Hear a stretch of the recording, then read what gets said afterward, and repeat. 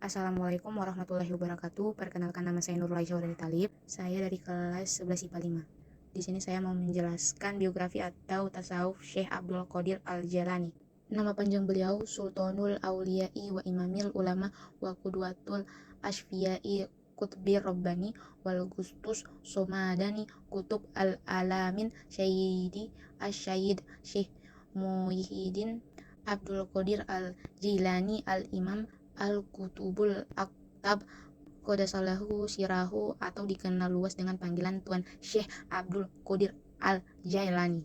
Beliau adalah seorang tokoh sufi terkenal dalam ajaran Islam.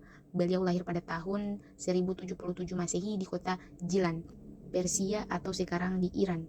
Beliau dianggap sebagai salah satu sufi terbesar dalam tradisi sufi Sunni. Syekh Abdul Qadir Al-Jailani adalah seorang tokoh sufi yang memiliki gelar Sultanul Aulia atau raja dari seluruh para wali. Beliau adalah wali yang memadukan antara syariat sufisme secara praktis aplikatif. Syekh Abdul Qadir Jailani tumbuh dalam lingkungan yang religius dan dididik dalam ilmu agama sejak usia muda. Beliau belajar di bawah bimbingan para ulama termuka kepada zamannya dan mendalami berbagai disiplin ilmu termasuk ilmu hadis, tafsir, fikih, dan tasawuf.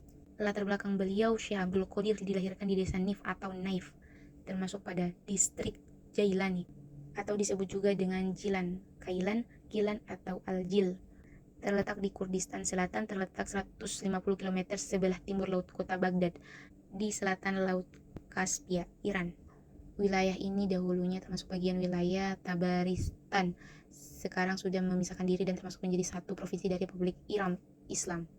Beliau dilahirkan pada waktu Fajar, Senin 1 Ramadan 470 Hijriah, bertepatan dengan tahun 1077 Masehi, dan wafat di Baghdad pada Sabtu 11 Rabiul Tsani 561 Hijriah atau 1166 Masehi. Keistimewaan beliau sudah tampak ketika dilahirkan.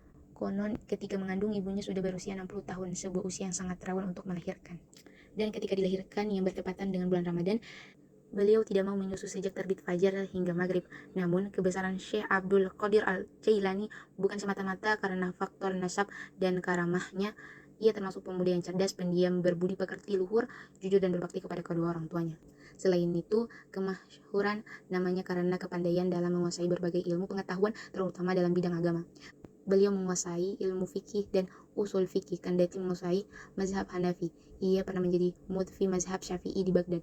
Ajaran beliau yang pertama, pembersihan hati dan penyucian diri. Beliau mengajarkan perlunya membersihkan hati dan penyucian diri dari sifat-sifat negatif dan nafsu duniawi. Beliau menekankan pentingnya mengendalikan hawa nafsu dan mengembangkan sifat-sifat yang terpuji seperti kesabaran, rendah hati, dan kasih sayang. Yang kedua, pengabdian dan pelayanan kepada sesama. Beliau menekankan pentingnya melakukan kebaikan kepada sesama manusia dan memberikan pelayanan kepada masyarakat.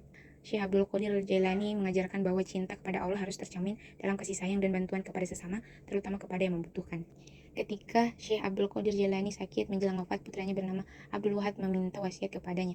Beliau mengatakan, "Nah, engkau harus bertakwa dan taat kepada Allah, janganlah takut dan berharap kepada siapapun."